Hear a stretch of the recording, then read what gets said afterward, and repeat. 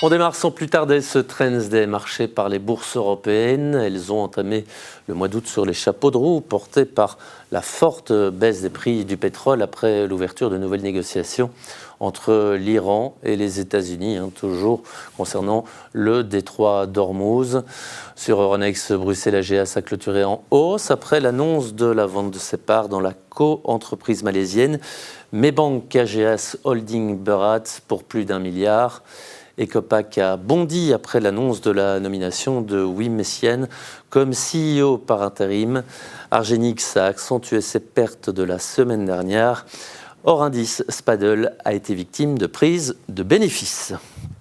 Et on poursuit avec vous, Éric Joly. Bonsoir. Bonsoir. Éric, ce soir, je vous propose de faire un petit point, une fois n'est pas coutume, sur l'économie aux Pays-Bas. Alors, on s'en souvient, la semaine dernière, on a appris que la croissance belge faisait du surplace. C'est moins le cas chez nos voisins.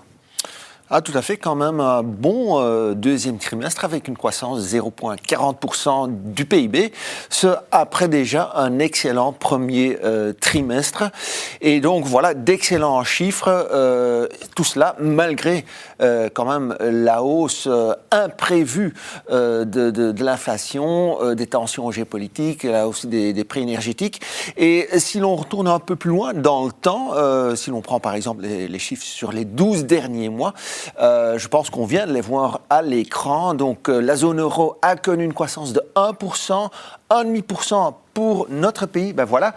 Et les Pays-Bas, 1,30% de croissance, c'est-à-dire que nos amis hollandais ont connu une croissance plus ou moins 3 fois supérieure par rapport à celle que nous avons connue en Belgique. Donc, les guerres, les tensions géopolitiques, elles ont eu un impact sur l'activité économique, un impact négatif. Ici, on peut estimer que ça n'a pas été le cas. Non, parce que bon nombre de sociétés craignaient justement que les chaînes d'approvisionnement pourraient être perturbées. Elles se sont protégées en achetant davantage de stocks, ce qui s'est traduit par une demande accrue. D'ailleurs, c'est un phénomène que l'on a constaté aux Pays-Bas, mais également dans d'autres pays comme l'Allemagne. Et parlant justement de l'Allemagne, il faut savoir que bon nombre de sociétés hollandaises, fournisseurs surtout de la chimie allemande, ont su profiter de ce mouvement. Et tout cela arrivait à un moment où les Chinois, justement, avaient décidé de diminuer leur production à cause de la fermeture du détroit d'Ormuz.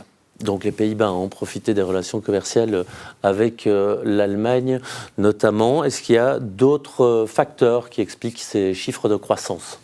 Mais je pense que c'est surtout une croissance qui a été soutenue par une demande interne, qu'il s'agisse de consommation, d'investissement effectués par les entreprises ou encore les dépenses publiques. Donc vraiment large. Donc on constate que l'économie batave repose sur des bases solides. D'où vient cette assise ?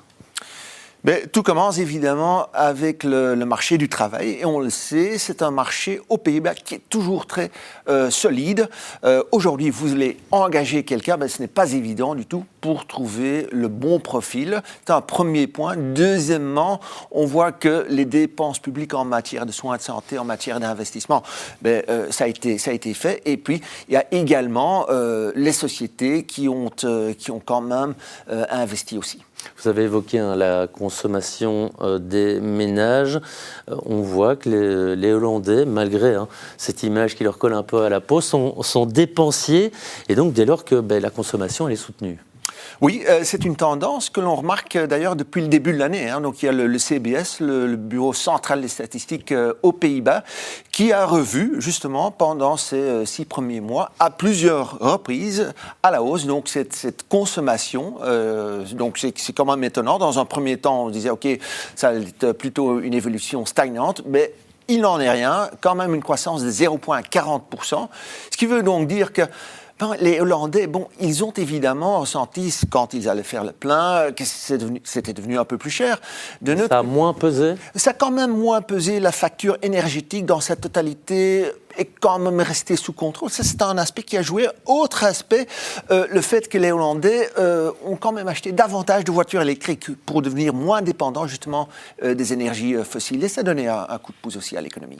Donc là, vous avez dressé le tableau du premier semestre de l'année. À quoi doit-on s'attendre pour le deuxième, les 6 prochains mois? On pense qu'il y aura toujours une croissance, peut-être moins prononcée, mais croissance quand même. Pourquoi moins prononcée? Tout d'abord parce qu'il y a bon nombre de sociétés qui ont déjà acheté ce qu'elles avaient envie d'acheter. Il y a quand même aussi le retour plus ou moins généralisé de l'inflation. Ça va quand même se faire ressentir dans le coût énergétique et dans l'évolution des prix des denrées alimentaires. Donc quand même une inflation qui revient. Eh bien, merci Eric pour cette chronique sur la bonne tenue de l'économie aux Pays-Bas. Et on se revoit, bien entendu, la semaine prochaine. Et voilà qui referme ce Trends des marchés de ce lundi 3 août. Merci de nous suivre.